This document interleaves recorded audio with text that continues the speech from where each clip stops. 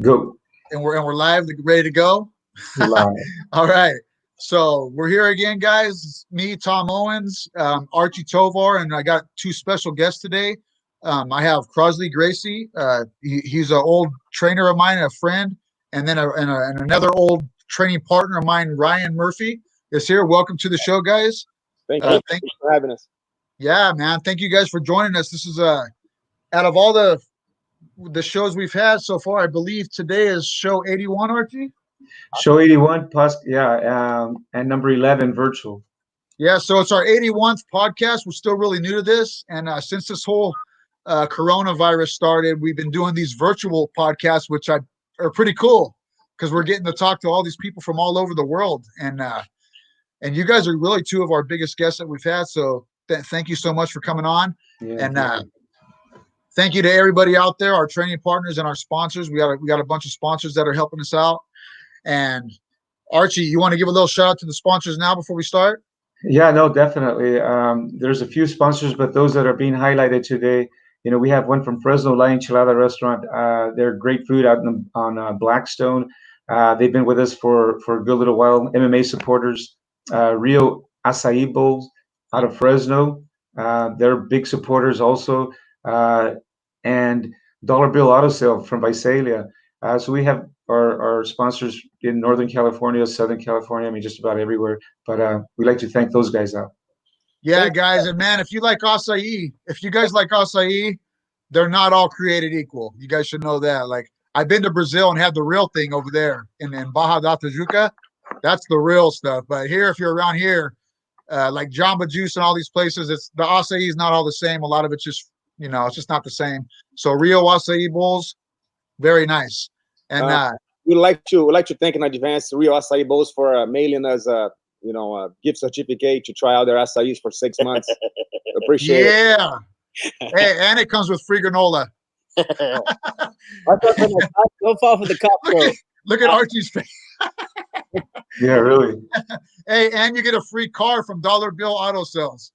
So There we go. either that or they're going to get an arm bar, one of the two, something. Hey, man, you guys, Crosley, me and Luis Speedy Gonzalez from Tulare, California, me and him, we were training with Ralph Gracie for quite some time in Mountain View, California. And then at some point, like we were talking about earlier, Luis came up to me, and this day kind of changed everything. And he told me, hey, because when we were training at House, he was a busy guy, really, really busy guy. And a lot of times he wasn't at the school when we would go there. There was always really, really good training, quality instructors. But I wanted to train one-on-one with the Gracie. That was going to be very important for me.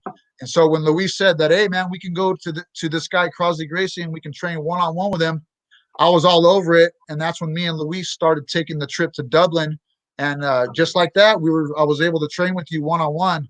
And man, like some of the technique that you showed me back then, I was telling Archie earlier, like I still use today. Like some of those techniques, they were basic, but they were crisp, like super clean. And the way that you taught those techniques, there was always like a little tip or a little pointer that you would show that I still use today. So really good stuff. Maybe me and Archie here pretty soon can take a little trip up there. But yeah. Man, Ryan, the hardest thing in jiu-jitsu is not executing the moves. It's to know when to execute the moves. So timing. Basics is gonna work against anybody, anywhere, anytime, as long as the execution time is right on.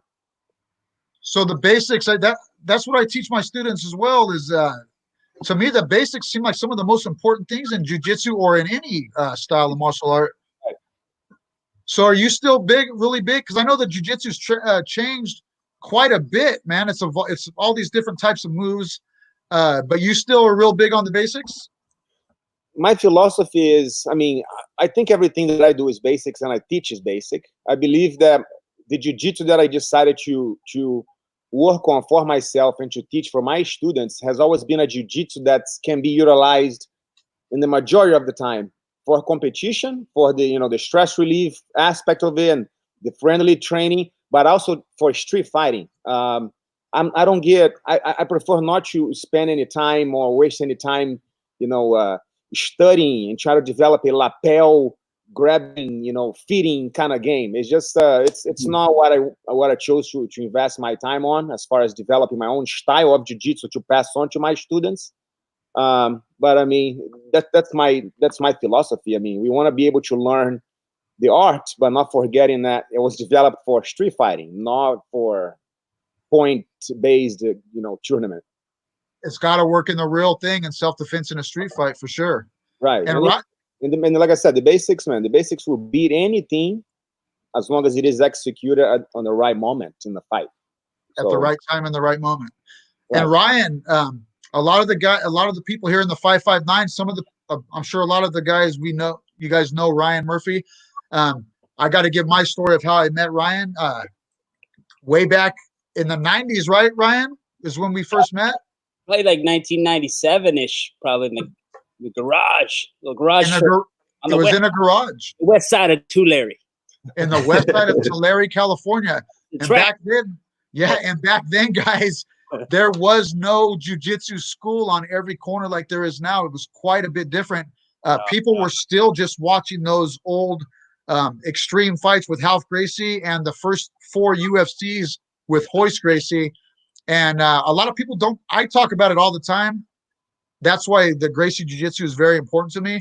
But a lot of people nowadays, they kind of just brush it off and throw it aside. But for a lot of us old school guys, watching those first, like Gracie in action videotapes, Rosley Gracie in the first 4 UFCs.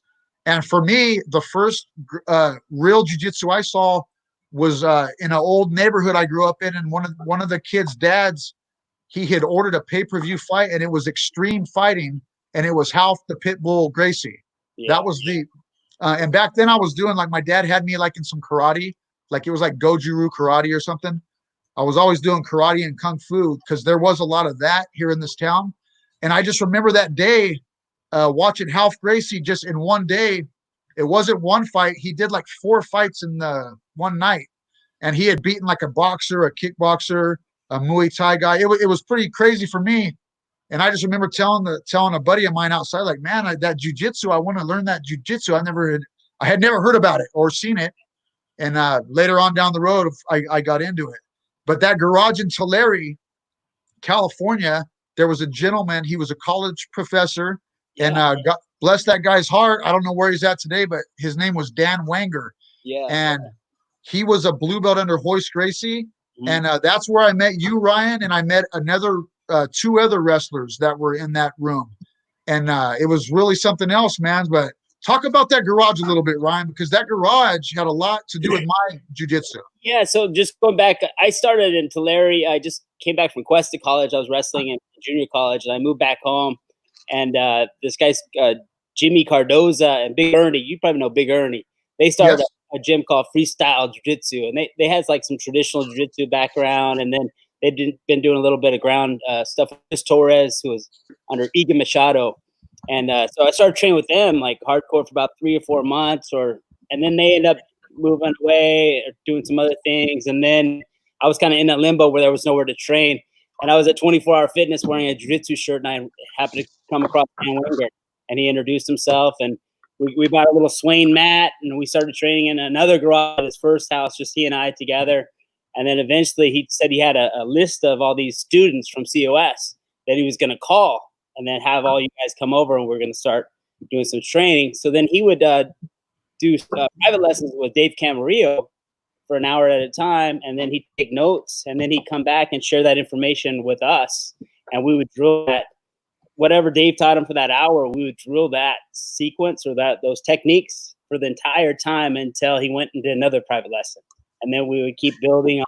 So it was real simplistic. And he was, college educated guy, very, and it was great. Like going back to what you said, jiu-jitsu is also about who you are in contact with. Like he had a profound influence on my life, as far as academics and literature. He gave me books to read, and Musashi, study this guy. That stand up individual. Yeah, he put me on a path that really, that I took throughout, so that was a big part of it as well. So we had a good time. You're part of that group of these COS students that were coming in, young guys that were very humble, and we would train, and I don't think there was any money. It was just kind of a club. We were just hanging out and training in the garage, and then everyone would kind of chip in and bring mats and do things. So it was a cool community. It was before, and at the time, I don't think there was any jiu-jitsu schools in Tulare at all, or Visalia. No. You see, man, the work ethic that people used to have 20 years ago, of, like Ryan was saying, one of the people, do a private lesson, they take that information, they share with everybody else, they study on their own, they drive 2-3 hours to go train, they they bring in mats, they take out mats, they bring in mats. I mean, that's the work ethic that people had around that time could be very well applied to this date. And and unfortunately, given the circumstances, some people they're complaining about not being able to train, but they have like hours and hours and hours and hours of online content they can actually learn directly, and so anyways, that's a great point, though. I mean, people are spoiled nowadays with what they have, and you guys, Crosely and Ryan, you guys used to, go look for gyms. You drive hours. I mean, talk a little bit about that, guys. I mean, people are spoiled today. Tom is an example, right? Himself and Luis. I mean, they lived all the way down in Visalia, and they used to drive up 4 hours to come train for a couple hours. Yeah. Tosh Cook too from Fresno, same thing. He came to visit me, for several years. Drove Tosh Cook? Tosh Cook and Brittany. Yes. He should, they should drive hours to come in and train on a Saturday and drive back another 3 hours. Yeah, man. So if you want it, you can make it happen. I made a post today, bringing this to the point. I made a post today on social media about we get used to, like Arch was saying, people are spoiled, but we get used to thinking about what it's missing rather than focus on what we have. Right. So man, if you navigate through life with this mentality that, oh man, I don't have this anymore, I'm missing that, man, you're gonna be in trouble, man, because I mean you gotta be able to adapt, and you gotta be able to focus on what you actually have, generally speaking, rather than what's missing. Okay, we don't have the mat to train on, students don't have the mats to train on, they don't have the teammates, the training partners. But man, look what you have available. Look at those kids in the favelas. Right, man. Go to Brazil. Like Tererê is the one guy that I can think about. You guys, I'm sure Tom knows who Tererê is from back in the day, man. He grew up in a slum in Brazil where, man, I'm guessing 90% of his childhood friends they became criminals, drug lords or whatever, and he became one of the best athletes in the world as far as jiu-jitsu goes. So focus on what you have, and my mindset is so powerful. One wrong thought takes you to a completely different path. And we're guided by thoughts, man. There's Tosh right there. Tosh is tuning in. Hello, Tosh. Thank you. We just had Tosh on, but he says hello to Professor Crosley. About you, man. If you heard just talking about you and Brittany, your guys' dedication, for so many years to drive up to train with us, exemplary for sure. Yep, Tosh is one of them. Yeah, but going back to what you were saying, Tom, is like I remember back in the day, like guys like Luis, he would drive constantly. There was always stories about Luis falling asleep at the wheel. He'd work at the prison, I think, all night, and then he'd drive up to house. And then like Ted Stobie, rest in peace, he would drive up there to the house on Wednesdays and hang out for the whole day, go to the morning class, hang out all day, and then stick around for the night class. So that became kind of the culture of the Central Valley for us, because we just knew we had to either go to the Bay Area or we had to go down south to train. And those guys kind of set the path ahead of like, hey, you have to travel. If you want to get really good at this, you got to be committed. And going back to Crosby's, what his story, we've had some students that come in and they move 15 miles away and they have to cancel because it's too far. Two exits. There's a school that's closer to my exit. You know how hard it is for me to keep it together when they tell me this? Oh, bro. Right. Toyota Tercel with no air conditioning, okay? No clock. My Toyota Tercel didn't even have a clock. Driving around the desert, man. I drive to Vegas on the 99 to go train with Chris Torres. Hey, I'll tell you the story real quick with Luis. Like, I met Luis in that garage that we were just talking about in Tulare. And the deal, like you said, Luis was falling asleep behind the wheel. Luis is one of the most dedicated dudes I ever met. Yeah. And this was Luis's deal to me, because he worked all night in the prison. Yeah. He told me, look, he didn't even know me well. This is how willing this guy was. He barely even knew me. And he's like, look, Tom, I get out of work, you drive my truck up to Crosley or to house. Yeah. He's like, so I can sleep. And I would just drive, and Luis would sleep that 4.5 hours, and we would get there, and I'd wake him up. We would train. Perfect, We'd get done training. We'd get back in that truck, and he'd go back to sleep, and I would drive us back. And that was the deal. I didn't have to pay gas or anything. I just had to pay my way into the school. Yeah. And so yeah, everybody out there that has it today, there's no excuse today. Ron Holsey was another guy like that would really bro, drive in. Holsey, and those kind of guys like Ron Holsey and Ted Stobie, that they really, you train with the guy that's an athlete that's strong, and then they submit you, and you're like, okay, you could kind of like you can make an excuse of why they did it. But I remember being a wrestler and strong, and Ted Stobie and Holsey submitting me, and they weren't extremely talented athletes, but it totally made me believe in. They had the work ethic and the grit, but believe in the art. Like those are the guys that like really helped me believe in the art and the triangle choke. The triangle choke, bro. Ron Holsey is still he trains right there with Tom Knox at Elite. Great guy. Yeah, he's one of the head instructors there, but he still to this day has probably one of the best triangle chokes that I've ever experienced. Good guy, man. Good people. Yeah, good people. But Crosley, when I trained with Chingina, it was back then the World Championships, they were held in Brazil, the IBJJF Worlds, and me and Luis both wanted to go compete in the Worlds. And Chingina let us go and stay at his mom's house right there in Barra da Tijuca. Nice. And it was like 2 blocks around the corner from the Gracie Baja Academy. We talk about that academy a lot because the people there were super cool people. They welcomed us in as Americans. They welcomed us right in, and we got to train. I was training with like Gordo and Pere Pano and a lot of good, and Feitosa was there at the time. Real top-notch people. But is that where did you grow up training over there? So I grew up training under in Gracie Barra's arch-rival school, which is Carson Gracie Club out in Copacabana. So that was that was closer to. Actually, it wasn't even closer because I moved. Actually, when I was 12, I moved an hour away from that school. But I didn't have to take 2 buses. Instead of going to Gracie Barra and take 2 buses, I used to take 1 bus for an hour each way to my uncle Carson Gracie's school. So that was the most viable option for me. So that's where I grew up training. That's where I developed most of my lifetime friendships. And Gracie Barra is #1, definitely a competition rivals. So can you tell us who are some of your training partners, Crossley, that you can talk about that bring back memories and that are here today, with their own schools perhaps? So these guys that I'm going to mention, they're older, so they're higher ranked than I was. But I mean, all the American top team guys, all the Brazilian top team guys, they were all training on the same mat area. The guys in Florida. I have guys that have schools all over Brazil too that migrated to other states. As they progressed through the ranks and achieved their black belts and decided to pursue the jiu-jitsu as a profession. But Ricardo Arona was a close friend of mine. Oh wow! Right? Yeah, we were pretty close back then. We should train, go out. Obviously one of my lifetime mentors, which is Ricardo Liborio as well. He was one of my instructors. Now he opened up, he came to the US. He started our American top team.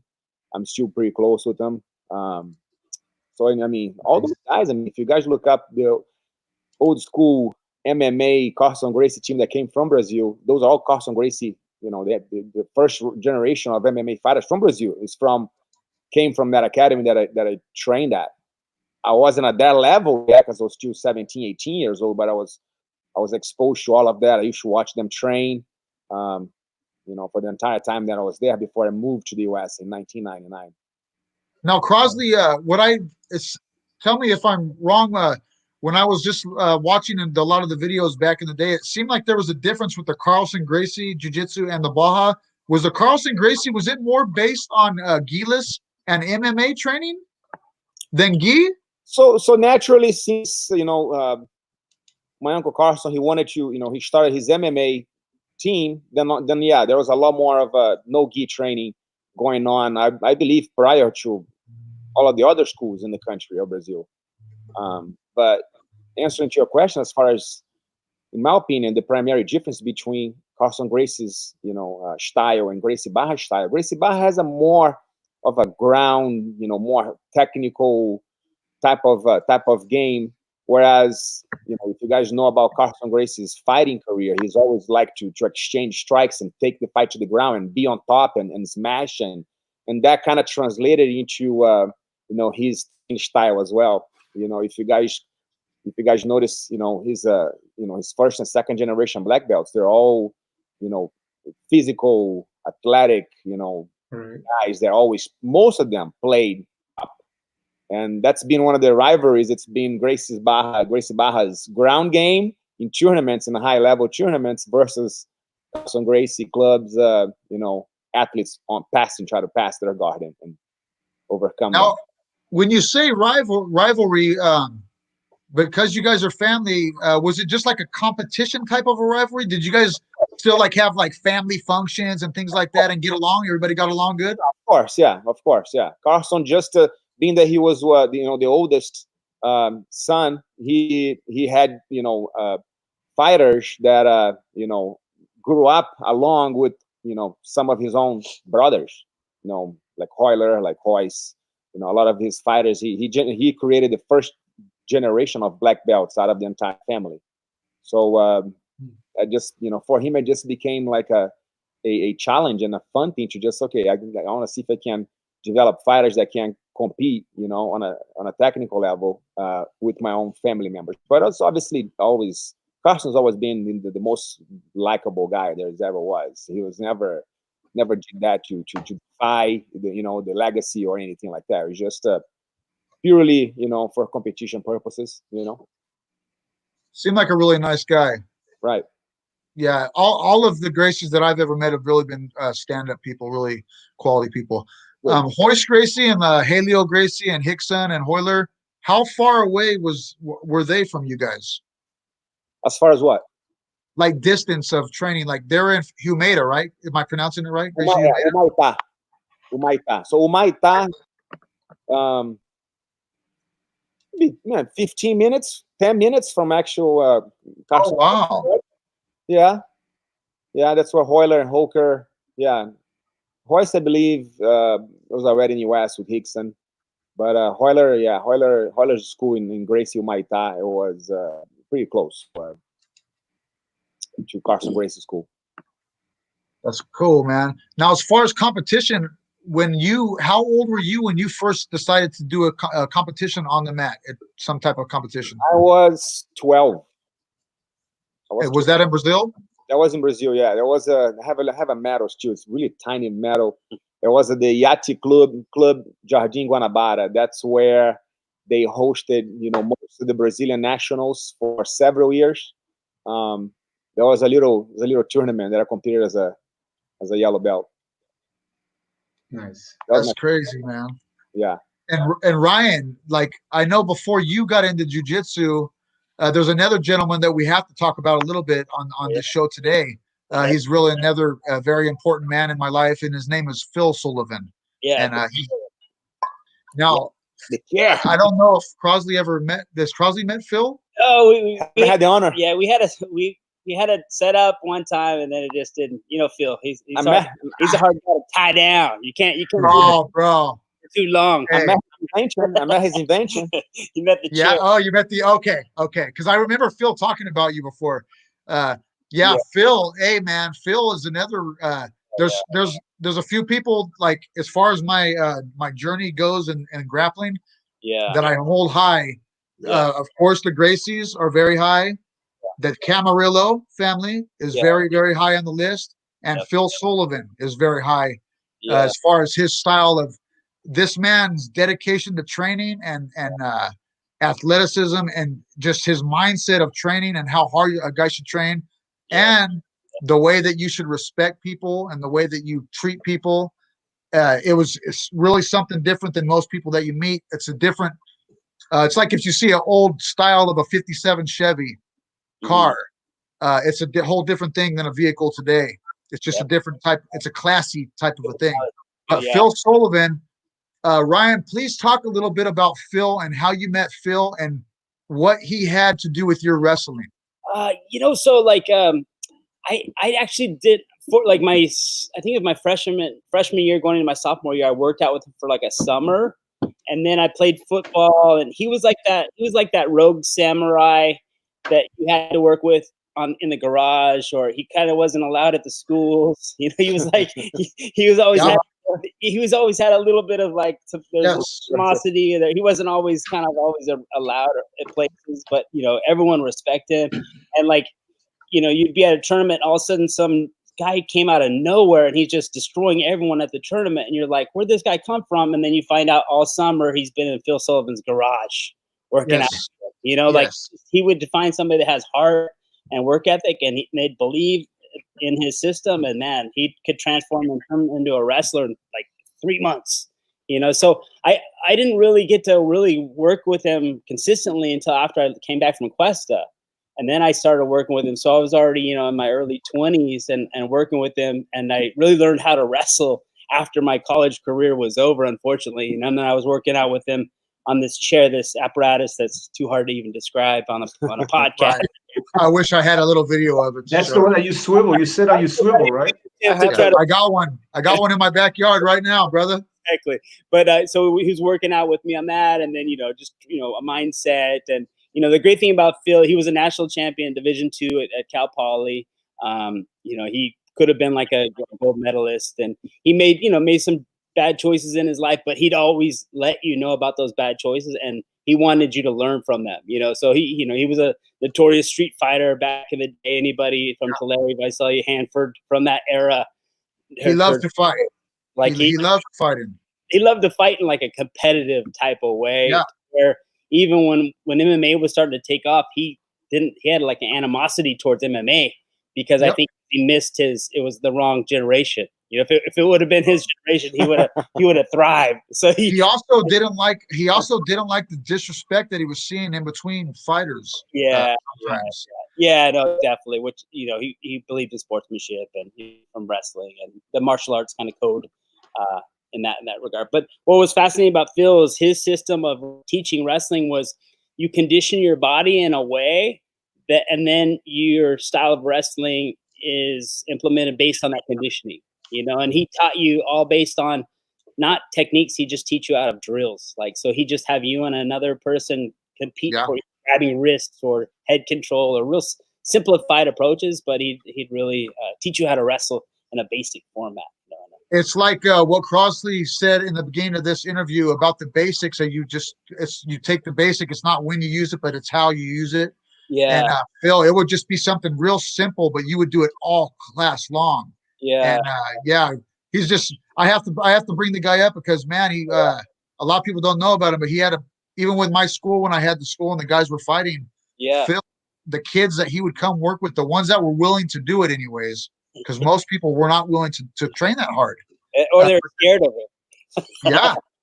And Phil's story, he told me he made it all the way into the Olympic Training Club. And one night he was just telling me this story recently. He told me that he went out one night in San Francisco. He was at the Olympic Training Club in Frisco. And one night he went out and he got in a bar fight and he got kicked out of the Olympic Training Club.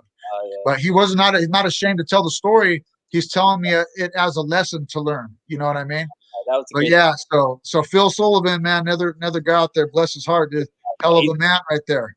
Big in the grappling community in the Central Valley. Yeah, trippy individual, man. But you would have loved that guy, Crosley.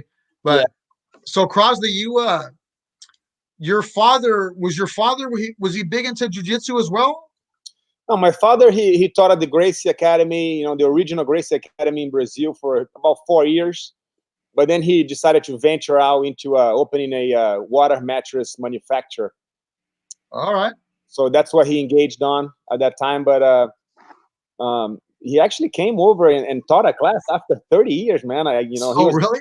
He was here visiting, and I just said, "Hey, Dad, you wanna do a class, knife defense class tomorrow?" Okay. Yeah. And it's just unbelievable how 30 years later, I didn't even think like it took a month off, Yeah, he's He said back in the day they trained with the real knife too. None of these plastic or rubber knives. Did you train with him, Ryan? Did you get to train with his father? Yeah, his dad came down and was teaching some weapons defense stuff, and man, really legit, legit techniques. I mean, really, oh wow! And he goes over deep philosophy and theory over the technique, which was amazing. Yeah, the real knife situation was obviously when, you know, after practice. I mean, once the student had enough practice with a, you know, wooden knife or a rubber knife, then you know, okay, let's try it out now with the real thing. Is that Dan Camarillo we see there? We got Dan Camarillo in the house. Yeah, well, we got a surprise visitor. Dan, thanks for stopping in, Dan. Arcade builder.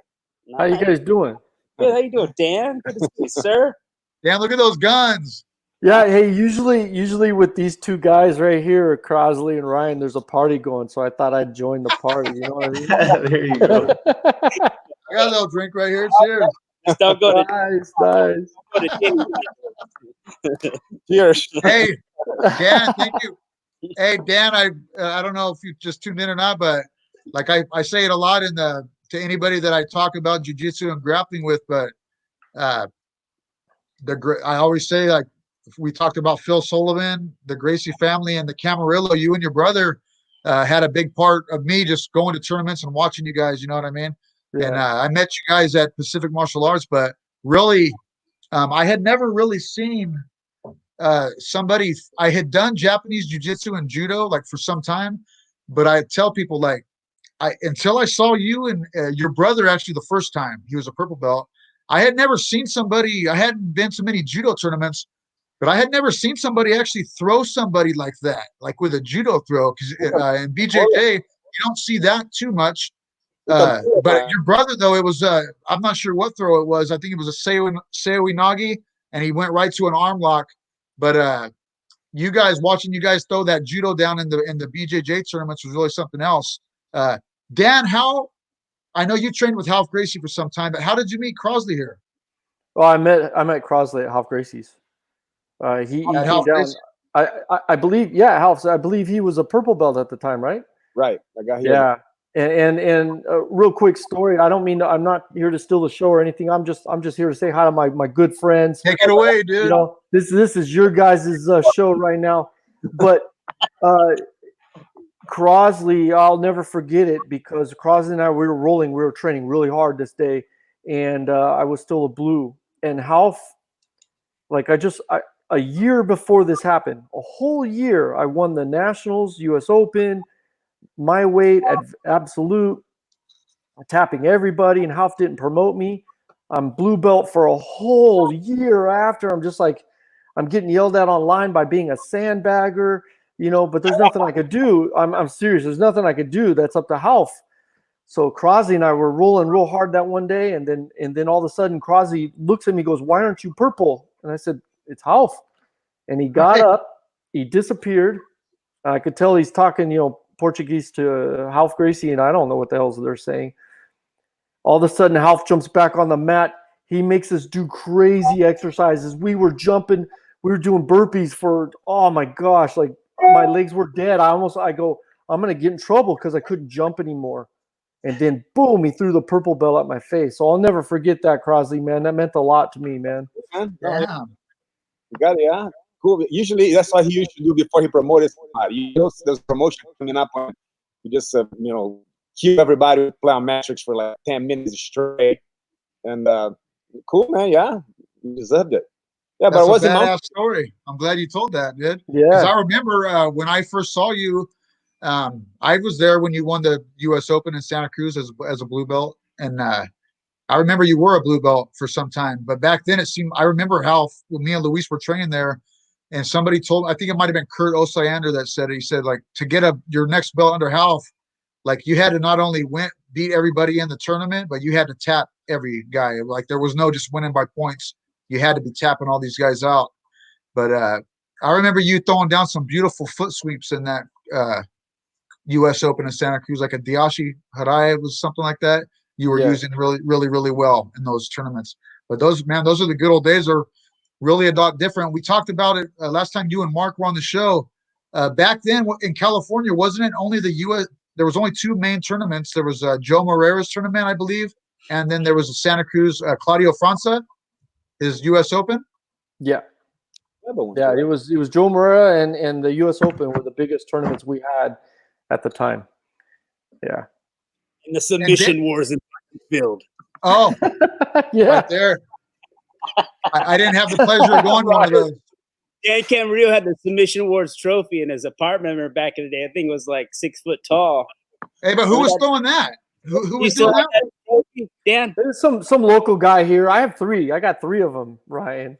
Oh, it was a yeah. Get your shit straight. Get your shit straight. I got 3 of them, bro. 3 of those bad boys, bro. That was a good name for a tournament, though. Submission Wars. Oh, hell yeah. No time limit. Only submission. It was no time limit. No time limit. There was a match that went almost an hour. Yeah. That's nuts, dude. Hey, I remember back in the day when a house tournaments, Crosly rolled with a guy who was like an hour long. You remember that, Crosly? Yeah, it was an hour and 40 minutes. Yeah, man. Oh, get it right. Everyone just sat there watching. Man. Yeah, that was the day I met Crosly. That day. Yeah, it was October 2001, I think. Yeah. And then Ryan, all downhill from there, huh, Ryan? Hey, so Dan, how do you know Ryan here? Did you know Ryan before the Half Gracie days or what? No, I didn't know anybody before Half Gracie. I was a loner before Half Gracie days. No, I met actually my jiu-jitsu started with Half, so no. I met Ryan when teaching in Fresno, Pacific Martial Arts, I believe. Yeah. So after the garage days, Tom, then I transferred to Fresno State, and that's when I started training at Pacific with Matt and Jason and Ted. And then Dan and Dave were our instructors usually on like Saturdays. They'd come and teach class for us. Yeah, so we would my brother and I would sometimes we'd alternate or something, and we'd drive down to Fresno and teach. But sometimes there was almost like a 2-year period, huh, Ryan? It was me coming down, and then me and Ryan, we'd go out that night and spend all the money I made that day for teaching by partying. Me and Ryan used to party a lot, man. Man, Tell me you weren't going to Deja Vu. They should be putting a statue of Dan and Dave in Fresno, in a Fresno County somewhere, bro, for introducing the jiu-jitsu world to the Central Valley, man. Let's start right now. We got 5 right now. It's some statues. Yeah, definitely, dude. It's got to be throwing some guy though. Mullets though. You gotta put the mullet. The mullet. That's true. That mullet was in, bro. There wasn't many that had a mullet like that, dude. I lost my power. Ever since I cut my hair, I lost my power. That video, Dan, if you guys have ever seen it, that highlight reel where he's got the full-on mullet and he just throws the guy and then he just walks off. I think that was about the same time Ryan lost his hair. That was yeah. Just embraced it, man. Hey, and Dan, yeah, I know you and your brother did judo. I don't know what age you guys were when you started the judo, but was there any distance of time in between the judo and going into the jiu-jitsu? So I did judo for 20-something years, and David got injured, and he couldn't do the stand-up anymore, so he was looking around for an instructor, and the closest one, we were living in Fresno, and we found some fake guys, but the closest real one was Half and Caesar out of Pleasant Hill, I believe. Pleasanton, time? I believe. Was it Pleasanton? Pleasant Hill. I'm probably getting it wrong. I think it was Pleasant Hill. Yeah. But anyway. But hey, man, I just stopped to say hi, man. I don't want to take you guys. You've been doing. I know these 2 guys right here, and they have some amazing stories. I guarantee it, man. Oh, I know.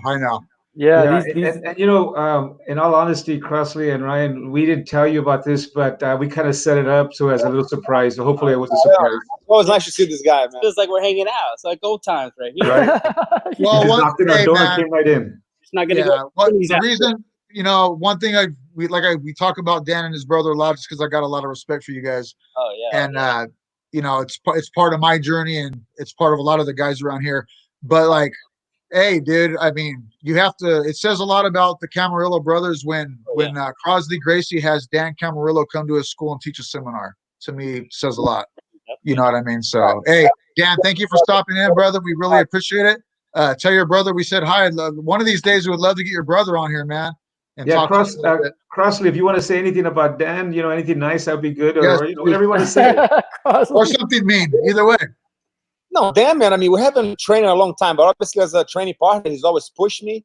I learned a lot from him. And obviously as a person, he's been a close friend of mine for several years. He's joined me, my personal birthday parties up in Tahoe. We travel together. So just much love and respect to this guy. He's definitely a brother, and I love his parents. His parents are, very supportive, very, awesome people all around. So yes, Jim Camarillo. Yeah. Right. Yeah. Awesome guy. Hey, guys, Ryan and Crosley, love you guys, man. I miss you guys. I hope you guys stay safe. Keep your academy going. For sure. Yeah. And we'll see each other soon. Right on, See you sir. soon, bro. See Thanks you, for stopping by, man. checking in. Yeah. Thank Thanks you, for Dan. having me. Thanks, Thank man. you, That's Arm awesome. Hunter. The Take care, Arm bro. Hunter, baby. All Yeah. right.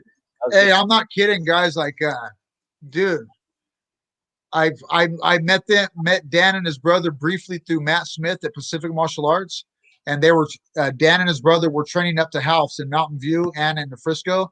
But when I first saw Dan and his brother compete, like in the U.S. Open, I'm honestly, man, I had never seen somebody like I've seen people throw people with judo throws and wrestling takedowns, but not effortlessly like that. I mean, just grab you with the fingertips. Yeah. You know what I mean? It looked like not like he wasn't even trying. Wasn't even trying. Yeah. Right. I fell victim to Dan's foot sweep a couple of times, and it's something else. It's an experience. It's beautiful. It's a beautiful thing. Those foot sweeps, they're beautiful. You just gotta let go. Let go. Right. There's really nothing you can do about it. Yeah, he's got beautiful judo. Crosley, what do you think about like your style of training? Like coming up, did you guys train a lot of takedowns, like judo takedowns? Growing up, Yes. man, not as much as I remember. It was mostly ground growing up. But yeah, we were taught, just not as much as I teach my student, because I find it extremely important. Now, Crosley, with Ryan's wrestling, did you meet Ryan? Did you guys meet each other before you started fighting your MMA fights, Crosley? Yeah. Because it looked like you were using some pretty nice single legs.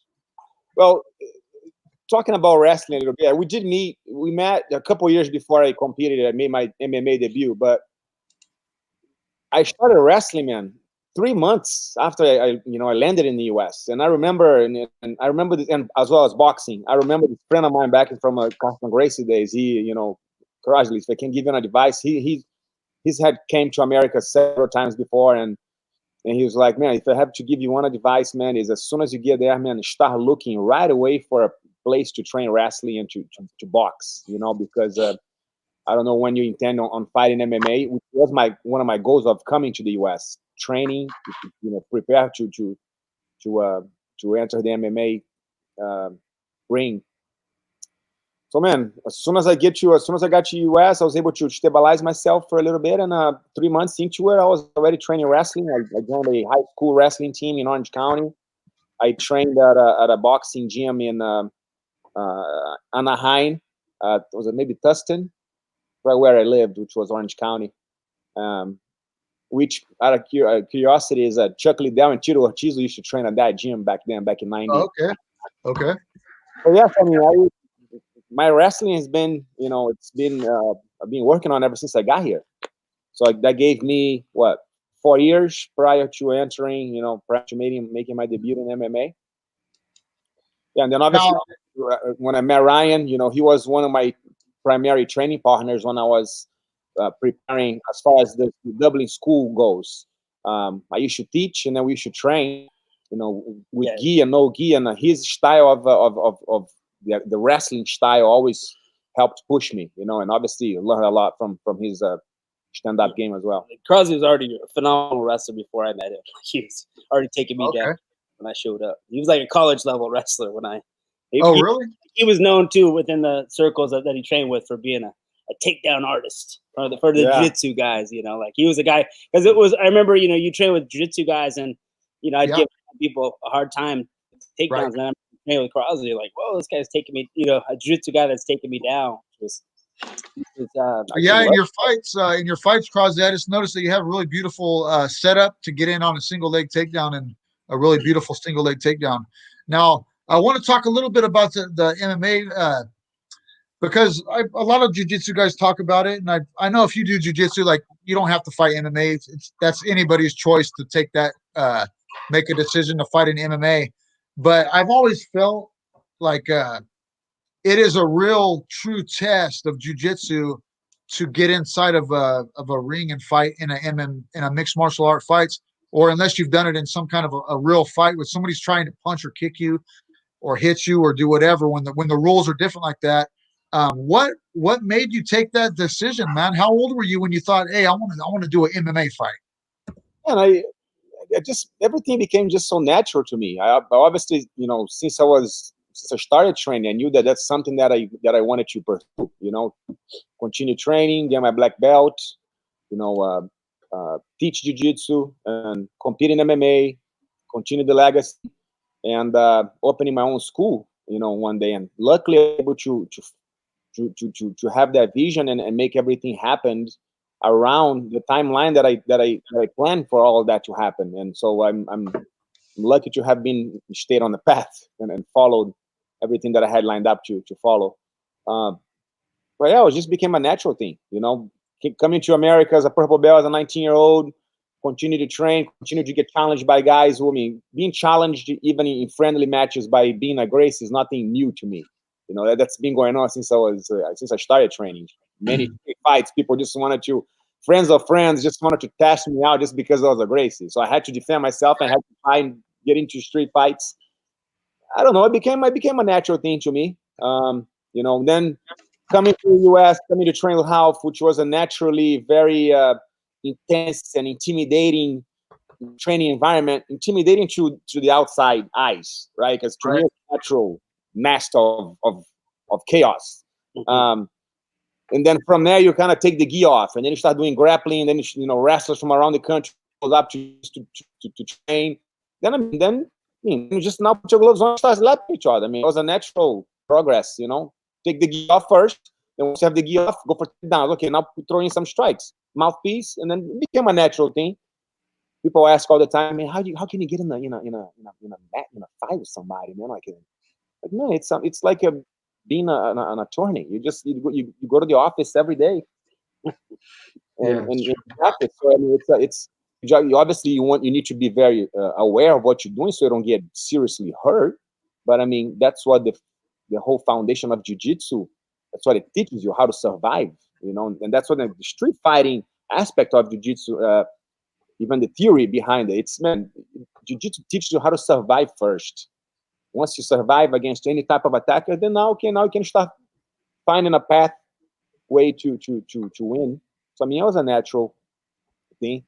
And man, like one thing of because I competed in karate and kung fu and like some kickboxing and then jiu-jitsu tournaments, and then I finally ended up doing a couple MMA fights. But like once you see when you put jiu-jitsu down like in a real fight and it works for you, like you really see like, man, this stuff, it does really, really work. But out of all I always say it too, out of all the Gracies, I have respect for all of them. But one of the most intimidating, like the serious guys I seen do the MMA was Ralph Gracie. Just the look in Ralph's face and in his eyes. Is that why they called him? He's your cousin, right? Is that what they called him, the Pitbull? I'm guessing, yeah. Intense.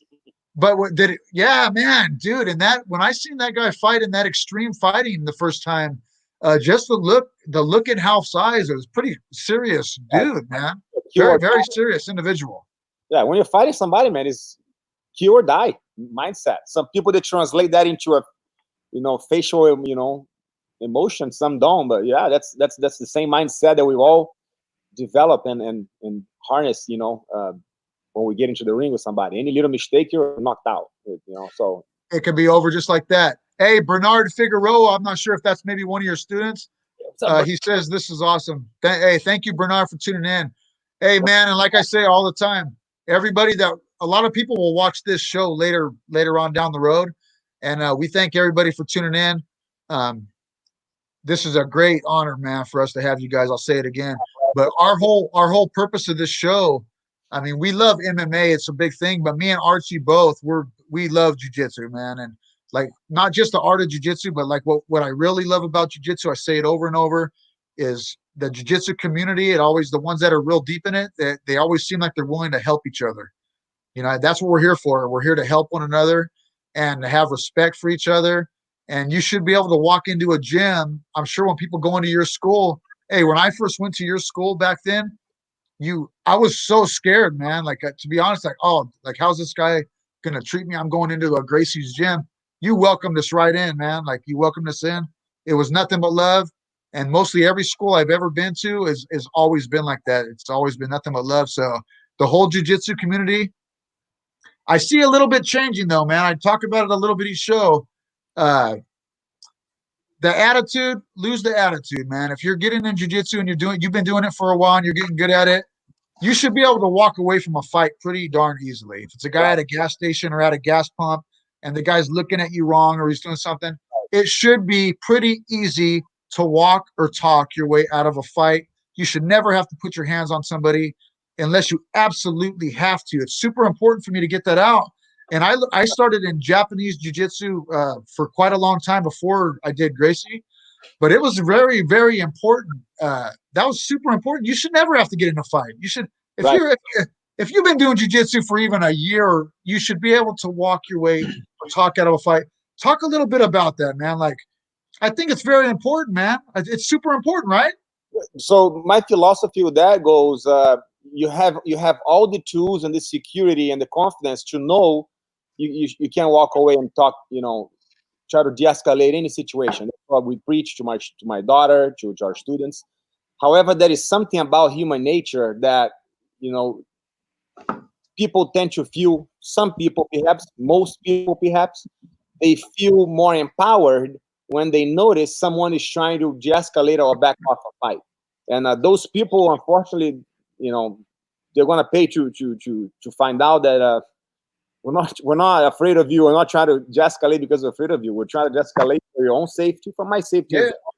But I mean, it takes two to tango, man. If somebody's really dedicated to get on your face and create a problem with you, it doesn't matter how much you try to de-escalate. You're gonna have to defend your honor and yourself. And sometimes I've had to experience that. Sometimes it has to happen. Sometimes it does have to happen. But again, the initial response should never be to escalate. And that people who are not secure of themselves, that's usually what instinctually or involuntarily goes on. They just, somebody gets on their face, they just go physical, or they throw the first punch, or they throw, so maintain the distance, de-escalate, try to talk down him, and there's no need for this. Maintain your distance so you don't get caught by a sucker punch. But man, it's gonna take the other person to try to want to back off as well, but yeah, that's usually the first approach, for sure. That's beautiful, man. That's beautiful. Archie, what do you think about all this, buddy? Well, I have an amazing question, I think, for Crossley. Crossley, respects to you and every Brazilian resident that comes to the U.S. They're coming with dreams. You came at the age of 19 with a dream. Can you tell us a little bit about your road to Brentwood, where you're sitting today? And I know you mentioned that at 19 years old, you came to the USA with a dream, to compete. So you, along the road, you competed MMA, and now you have a gym. Is that part of your dream, or and who helped you get there? Okay, so I came to the US with $100. This was a gift. Wow. This is a great story. Great way to start. I want to hear it. I want to hear that. Yeah, let's go. Yeah, so I had an uncle who moved to London from my mom's side of the family back in 1990, and being that he was an immigrant himself in Europe, he just here, I'm gonna transfer $100, just to give you a little push. So I came out with a $100 bill in my wallet, few luggages, ready to move on. My dad accompanied me just to give me that support. We came to San Francisco first to help out, by invitation of an uncle of mine called Crosley Gracie. Things didn't work out with them, so I moved down to Orange County. I contacted a friend of mine who I already knew in Brazil that had a school in Orange County. I reached out to him, and offers you to come in and help him teach, and in exchange, he allowed you to stay at his place. So that was in the city of Orange, in Orange County, and I lived there for about a year. But then I realized that, man, and that's when I did all my wrestling and my boxing training. And after a year, I realized that I need to get to my black belt, right? That was my goal, and I needed to go train with a family member to be able to achieve that. And so I contacted a cousin of mine, Rodrigo, who at the time was living in New York City and was training under Renzo. And Rodrigo and I have always been very close, even in Brazil days. So I tried out New York for about a month, trained in with the Renzo school, trained with Rodrigo, learned a lot, continued, training daily to reach my goal of competing in MMA and preparing to compete in MMA. New York wasn't for me. Then I reached out to Ralph and say, hey, I wanted to go train with you. Who was also in San Francisco. So that's when I made the move from New York, New York City to San Francisco, and that's when I started training. I was promoted with Ralph, and then I got promoted in a year or so later to brown belt. Continued training. That's when, around the time that he opened up the Dublin school, and that's when I led that school. A couple years later, I received my black belt, 2003, and late that year, my black belt was awarded in February. Then in August, I had my MMA debut. So my plan has been very clear. Like I said earlier, it's been, I wanted to come to the US. I wanted to learn the language. I wanted to continue training jiu-jitsu, get my black belt. I wanted to learn wrestling. I want to learn boxing so I can compete in MMA effectively. And then past that point, eventually open up my own school. And like I said, thankfully I was able to make everything, work out, and I was able to fulfill all those professional dreams that I had set for myself. Very good. That's my debut fight. I remember getting really nervous, even though I was really training hard for it. I remember getting really nervous when the fight got announced. I'm like, man, here it goes. And then my foot, my feeling. Right, my feel to kind of relieve the tension and make me feel less nervous has always been, man, I'm just gonna train my butt off, man. I'm just gonna do everything that I can for this fight specifically. We were training like at 3 o'clock in the morning. I should drive from Dublin to San Francisco. Everybody, my teammates, and I'm thankful for them for making the sacrifice.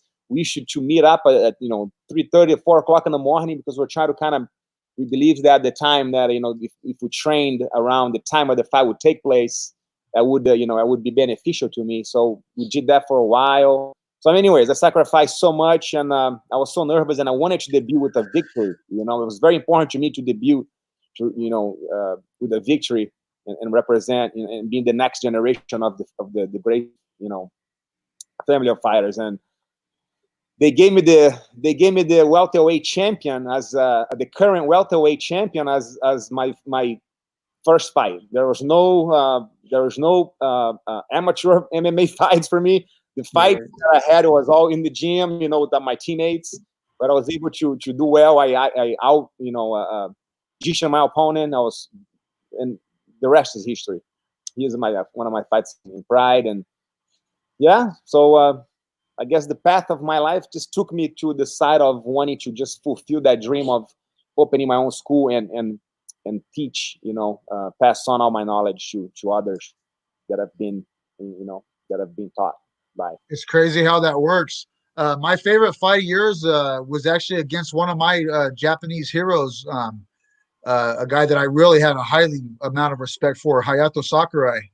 Sakurai, yeah, a lot of people. He's a tremendous fighter, man. A tremendous fighter. Was that your second fight? That was my second fight, yeah. Yeah, and man, if you could, that armbar that you got on him was beautiful. If you could show, I don't know, Archie, if you could show that, but anyhow, Sakurai, man, he's a lot of respect for him as well. What was it like going over there? Because like I said, like you just said, being a Gracie, I mean, they're not going to give you anybody easy from the beginning. You're going to get somebody. They're going to put you to the test. Right. It's almost like a lot of the promoters want to see if they can, if they can beat the Gracie. You know what I mean? Get a guy that can beat the Gracie. So you're going to get a tough guy right from the beginning. But yeah, Hayato Sakurai, very top-notch guy in that fight. He knew exactly what you're. It's not like he didn't know what you guys are going for. You know what I mean? But that armbar was beautiful, man. That was What's the first a name? tremendous fight. What was that like going over there and fighting in Japan like that? So you're right about, my debut fight was on the 10th anniversary of the Pancrase event, and I read an article that they were actually, it was written by an American reporter, that they actually wanted me to just be the piece that would, glorify or basically they're accounting for me to go in there and lose, because there was the 10th anniversary event. Yes. And they gave me their champion. The guy was the champion of the #1 ranked. He was the current welterweight champion and the #2 ranked on middleweight. And yeah, the article written by this reporter really described how they're trying to set me up, or set my opponent up for victory. But luckily, I was able to destroy their party and come back with a victory. As far as Hayato Sakurai's fight, I mean, at that point, I was confident that even though it's still my second fight, I already knew what to expect, and it was a little bit more calming and normal, if you can say. So there was not really a surprise. I was just really well prepared as I had been for my first fight. It's been a philosophy of mine that nothing can take away the confidence that you get from knowing what you sacrificed, what you went through. That's a peace of mind that you cannot just wake up in the morning and say, "Oh, I feel confident today." No, man. You know what you sacrificed. You know what you're after. There's no doubt in your mind what you had to do to be able to be at your best. And I did all of that. So I never really felt nervous walking into a competition or a fight, because I was never not prepared. So, talking about that, you had mentioned earlier, behind you have your office, right? I mean, that's your job. Right. And so this all kind of leads into what you're talking about, the confidence. After how many years of fighting, let's just say competition in jiu-jitsu and competing in MMA, did you feel like, I did all the work, I'm confident, you go into the fight or the competition just knowing that you're better than the other guy? What makes you know that? So it's not like I know I'm better than the other guy, because I don't really know how good he is until I actually face them and put my strategy and game plan to work towards his game plan. Man, it comes down to believe, man. You either believe in yourself or you don't. That's another thing nobody can take away from you. If you're going to fight somebody, the least thing that I have to have for me to be able to be successful is to believe in myself. Another thing we teach the kids all the time: kids they get used to training, they get intimidated by bigger kids, like he's a brown belt or he's a yellow, green. Doesn't matter. You have to believe in yourself in the first place. So, in addition to my preparation and knowing what a sacrifice to achieve my goal, I have 110% of belief in myself. Belief in my ability to do my job. That's basically it. And that goes with life. That goes with everything, guys, not just jiu-jitsu. We only find out, man, until that situation takes place. We can talk as much as we want. It's all speculation. And like you said, Yes. it's for life. You're gonna study you're gonna try to build a project, or you're gonna try to get an interview for a job, or you're looking for a job that you've been dreaming about for years. And you have to prepare, do your homework, prepare for, and then go in with the confidence that you will get it. So that's pretty general. And Ryan, I know you competed quite a bit in wrestling, so it was probably kind of the same idea, right? In wrestling?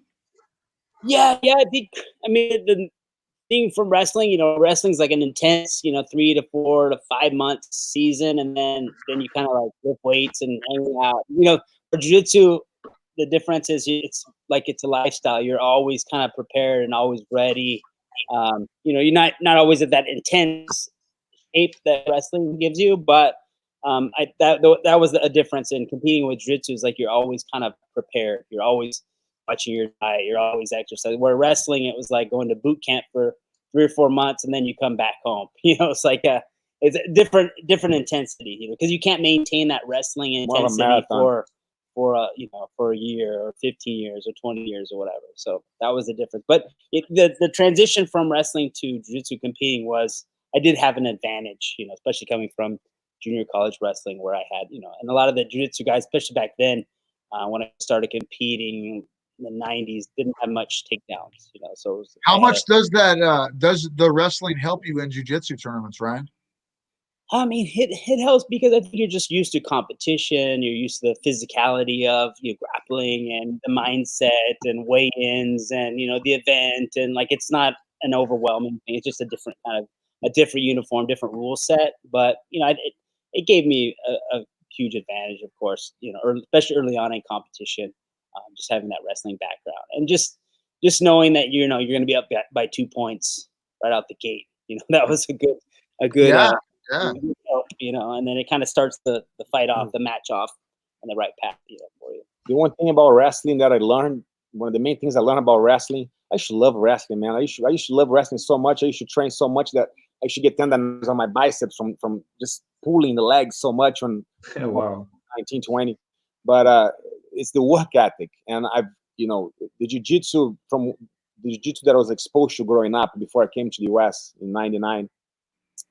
The way we drilled has always been very kind of casual, you know, maybe, you know, talking in between reps, you know, you kind of, and then I got exposed to wrestling, how intense they make the classes should be, the drilling, you know, you're gonna try to develop that muscle memory and that, you know, try to develop your skill to the max under those scenarios of 2-3 minute rounds of just really real intensity. There is no eye contact, there is no giving tips or advice, you just go, man. And that's one thing that I was able to apply, you know, take from wrestling and apply in my own training sessions, be it even you know, conditioning type of training, or be it with you know, ground type of drills. I've always wanted to utilize that for my own benefit in preparation for mixed martial arts. But also it's something that we utilize and I've adopted as a way of teaching that I'm gonna carry with me forever. I want to be able to have that mentality, but adapted to the jiu-jitsu techniques that we can be very successful at, you know. And there's no other way to maximize your skill to the, you know, improve your skill to the max unless you do high intensity drilling. You know, there is several types of training methods you apply. There is the lab that we call the laboratory type of training. You guys get 5 minutes. You know, we show one move with a couple variations. You guys go ahead and you drill 5 minutes. You study the moves. You try to come up with the defense, and, you know, then you swap. Then now your partner goes 5 minutes and so on. But then there is the 2-3 minute rounds where, man, there is no talking. There is no eye contact. You just go for 3 minutes, and it's important that students, and it's important that the students, they understand the difference between the two training methods. I mean, I just mentioned two, but there's several different other training methods that you can that fit that achieve like a different goal. You know, so the high intensity drilling, it's to develop muscle memory, speed, conditioning. You know, the lab type of training, no, you're not going to develop conditioning. You're going to develop the ability to think on your own and figure out problems and how to solve those problems on your own, which is another great thing of that students need to be pushed to do that.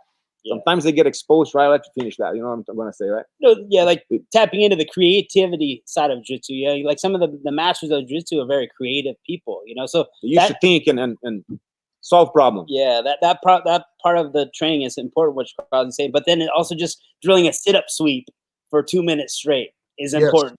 You know what I mean? Because that's what's going to come out as well in the competition when you don't have time to think. You know, you're an autopilot. That's sometimes great insight. Keep going, guys. This is so good, man. This is so good. Sometimes back off from being too instructional with our students, because we're 90% of the time we're right there. We're ready to answer questions, but sometimes you back off. Maybe they don't even know about it. Just kind of let them deal, leave them alone. Yeah. So they can develop that ability to find and fix issues on their own.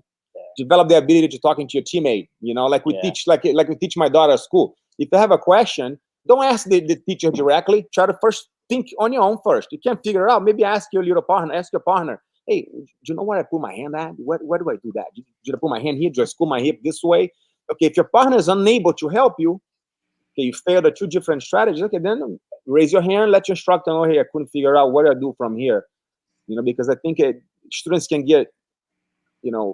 develop a bad habit of not developing the ability to solve problems by themselves, because their first option is always to raise hands and ask questions rather than think, for themselves first. So good, man. So good. Well, we're getting close to that time, man. We do another show, Crosley and Ryan. One of our favorite things that me and Archie like to do, we do a show. It's called Inside the Dojo. Okay. And it's where we come around to different dojos, and you can check it out on YouTube if you like. Nice. But we go into the gym, and we'll get on the mat with you guys, and we'll learn from you. And it's just really fun thing to do. It gives people a good insight of what each academy is up to, and it's a cool thing to do. Usually they show a technique, and me and Archie will get tapped out by everybody, or I will anyways. But maybe one of these times we can come down to your school and we can come inside and get a little training with you guys. We'd appreciate it. Do you have any sponsors? Anybody out there that you would like to thank, or anybody you want to give a little shout out to? Man, I just want to thank this guy for believing in my vision and being with me since day one. Yeah, we've accomplished an amazing feat out here in Brentwood. I've been here for 15 years now, and I couldn't have done it all without the help of this guy. Yeah. His belief, his excellent work ethic, and dedication to the craft of teaching, and changing lives, via the Gracie Jiu-Jitsu lifestyle. Obviously, my parents for putting me here. I wouldn't be here if it wasn't for them. Oh man, I'm so thankful for your family, man. I'm very thankful. Hey, I'll tell you what, this show, I gotta say it, we've had more people tuning in and watch. They must be your students or friends of your guys's. Yeah, we've had more people tuning in and saying stuff than any other show. So all of you guys, I can't even say all of your names. Thank you so much for tuning in. You guys have an awesome couple people to train with right here, man. You guys are very fortunate, man. We got very a fortunate student base here, a lot of first responders here in this community, just a lot of amazing. Oh, really? Amazing people in Brentwood, amazing families that we have the pleasure to work with and train. Hey, well, both of you guys, I would like to add. Ryan. Oh, sorry. Yeah, I just want to say, and appreciate Mr. Gracie, for you and your family, the hierarchy, the historical background, just everything you guys have done for the sport. I mean, you brought jiu-jitsu into, I don't even have to repeat what I'm saying, but I'm going to say it, right? I mean, people know this, but I want to say it in a sincere way that you're, I'm glad you made a contact with was it your cousin, Half, and you came to Northern California, because Northern California has a big tie to Fresno, just in general, but that's where we're from, Central California, and you're a part of our lives in one way or another, part of a lot of people's lives here down in our area. So, thanks again for all the knowledge, for the show, and we're definitely going to go visit you guys out there when we're allowed. Yeah. There's some gritty people over in the 559, some tough human beings. Oh yeah. Hey, the 559 is a trip. Hey, one thing about the 559, there's not really much to do around here, so the jiu-jitsu has gotten really good. You would be impressed, man, with how good the jiu-jitsu is over here. Well, Central Valley wrestling is top notch too. So that. Oh yeah. Hey, and to the people, I give a shout out one more time. We talked about Phil Sullivan, Luis Speedy Gonzalez, Ron Holsey, Ted Stobie, rest in peace, up above. The man upstairs for sure. And man, there's Matt Smith and the Camarillo brothers. You guys all had a huge part of my jiu-jitsu story and Ryan's as well. And, Jason Hannon too. Look, Jason Hannon's been a great mentor to me. Jason Hannon as well, and Big Ernie. You mentioned Big Ernie earlier. He had a huge part of my thing too. And and Crosly, like the MMA fights that I had in one, it was literally right after I had been training with you. You know what I mean? So going up to your school, going up. Hey, and if you're a guy out there and you're wanting to compete, like one of the best things I think a guy can get if you're wanting to compete is to go to a place where you get tapped out all the time, where you're getting rolled up. I think it's super important. Not that it's good to be that you're tapping people out or whatever, but if you're going to be competing, I think it is so important that you're getting tapped out and rolled up at places. Don't you think it's good? Man, it's a general life rule. You got to put yourself in uncomfortable positions to grow. It's jiu-jitsu, just the literal part of it. You're not going to improve if you're always kind of picking, choosing your partners, in training. you know, training mates. I mean, it's a general life thing, I think. It is. It's So- awesome. That goes with everything in life, man. So everybody out there, I hope you guys enjoyed the show.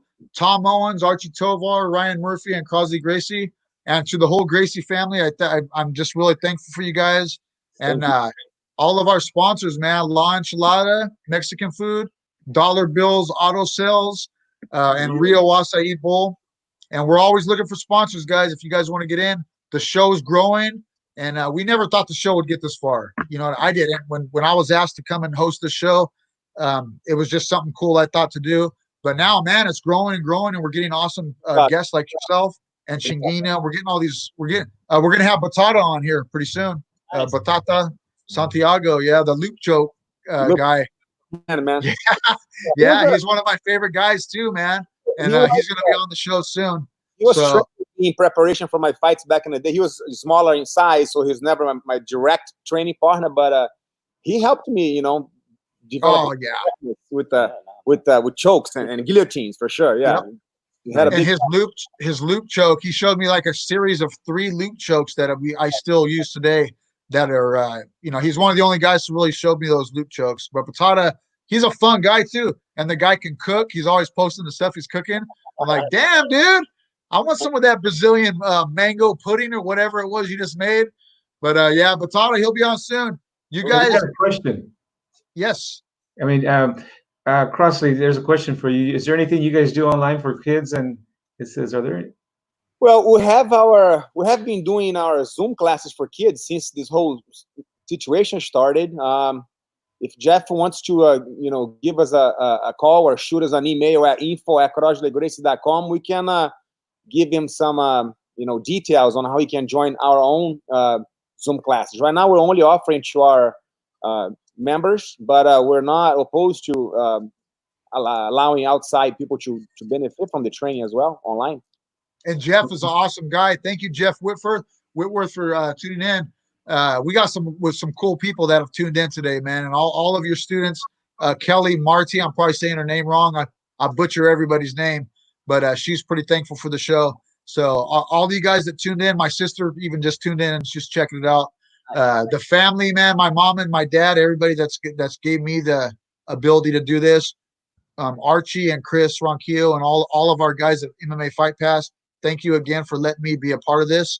This has been like a real good therapy for me, man. Like good, man. Just talking with people, you know what I mean? It's really, really good to do. Getting different insights from different people.